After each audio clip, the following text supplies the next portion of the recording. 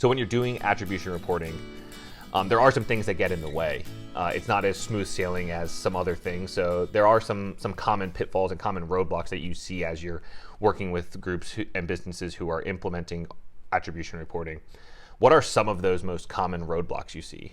So the first one that companies typically run into is right out of the gate, which is agreeing on kind of the terminology and the different stages that exist, and then the logic that they want to apply. So it's a step that a lot of companies just kind of brush over. So if your marketing ops team is sitting there, or even your VP of marketing is saying, well, obviously this is the answer and this is what we need to use, and you move forward through the rest of the process, which is a significant lift, and you get to the end and you generate these reports, you now have other stakeholders at the company, whether it's your C-suite, whether it's the sales team, who are now sort of contesting the logic that you've used to create these reports, and essentially it nullifies your effort. So it's super important to stop at the beginning. It's kind of what we talk about a lot, where people want to jump into solutioning the problem solving, and instead we're saying, let's step back and think through, what are you trying to accomplish here? So we really make sure to bring all stakeholders together, which is essentially anybody who's going to look at those reports and be interested in the decisions that are made from them. We need to include those people right at the beginning and sit there and agree as a company, how do we define the different stages? How do we define success? And what logic do we use?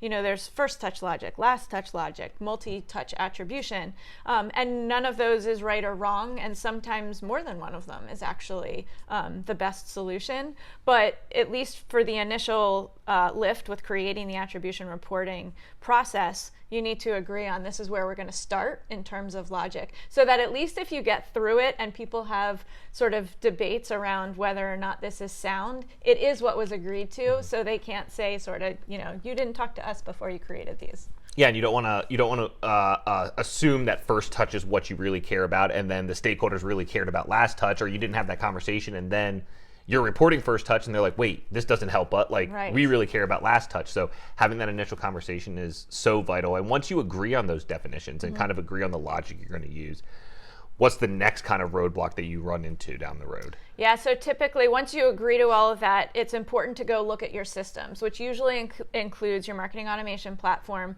and your CRM. And sometimes there's a data lake, data warehouse / business intelligence platform involved as well. But you need to look at it through the lens of the decisions that you just made and say, okay, now is data populated that we need? Because sometimes you say, well, we have that field, and then you look at it and it's not actually populated, which is going to make pretty meaningless reports.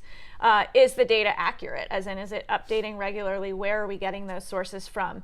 Are the proper fields integrated between your platforms? Because if it exists in marketing automation, but it's not passing to CRM, or something's going wrong with that integration, it's not going to get through to the final reports. So you need to make sure that your integrations are set up and working properly. Likewise in CRM, is the data there? And then on top of that, are your teams, marketing and sales, using the data that you need and the systems in the way that you need in order to properly track? So any of those things that aren't happening right now need to be addressed. And yes, it will extend the timeline at which you're able to accomplish your attribution reporting, but remembering that these initial reports that come out are important. They're the first impression of attribution reporting at your company, so you want to get it right. So it makes sense to basically step back and map out, what are all the changes we need to make to the systems, and how long is it going to take, and just plan that into your execution. Yeah, absolutely. And it's so important. You mentioned that first impression you make with that initial attribution reporting report.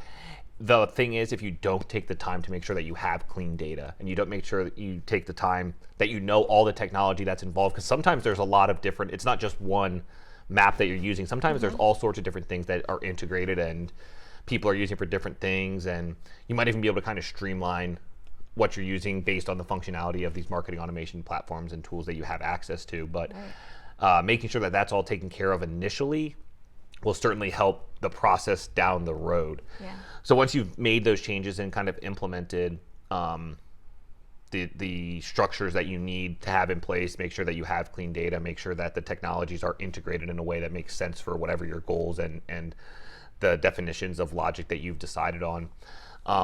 what's the next thing? You have to make sure that the people are moving in the right direction. Is that the next thing? Yeah, essentially looking at the way that people are using the platforms, because there's data and the different sources at which you get that data, but then there's also making sure that your sales reps are using the proper sales process and properly attaching contacts to opportunities or whatever those elements are that you're going to need to properly report on.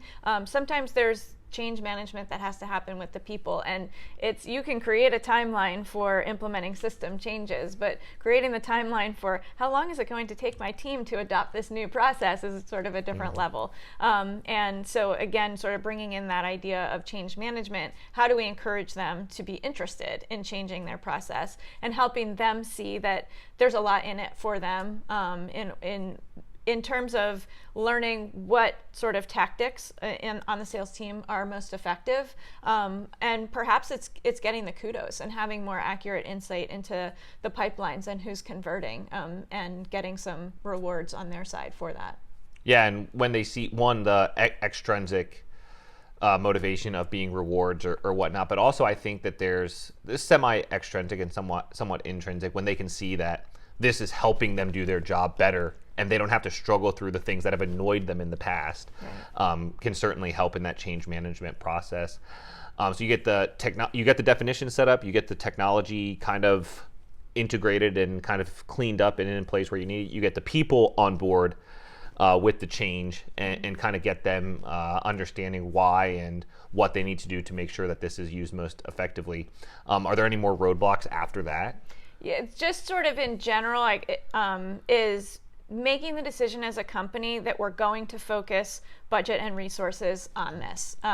It's not an insignificant lift, as I've mentioned. It does involve buy-in and participation from marketing, sales, sometimes IT, if you have sort of a reporting analysis team, the C-suite. So it takes a lot of heads and bodies to get this work done, which means time and resources, and often that translates to budget. So because companies have 1,000 other things they can focus on, and because it doesn't happen in a week, you really do have to have made the intentional decision to tackle this and stick to it to the end, because getting partway through doesn't really get you anything.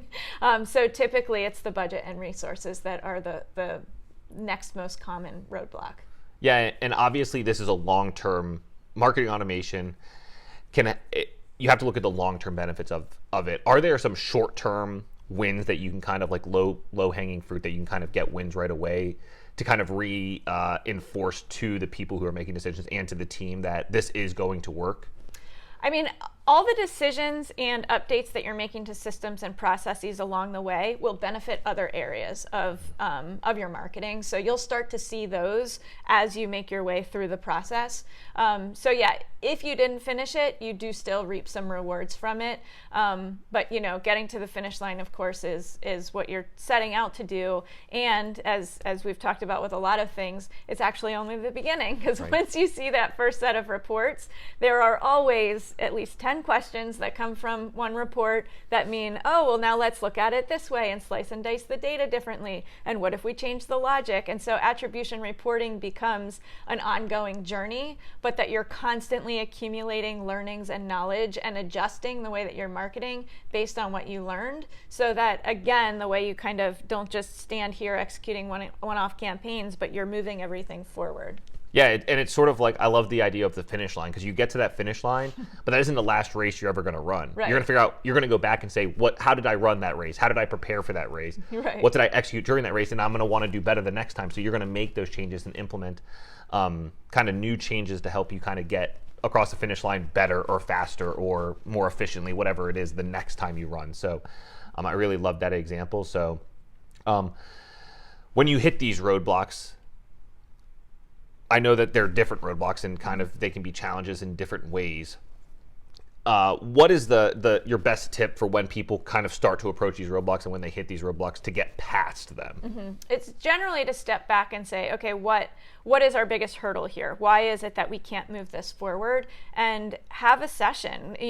Sometimes it's it's a marketing ops team of one who has to figure it out. And sometimes you can pull in other people to kind of help you figure out what the challenge is. If it's getting people on board, then being creative in your change management process and encouraging people to adopt a new process. If it's a system issue, you might need to consult somebody else. You might need to talk to support of your marketing automation platform. You might need a partner to help. You might need just sort of the brain trust to pull together and say, have you ever run into this issue? Why can't I change this field type or find a better way to continuously populate this field?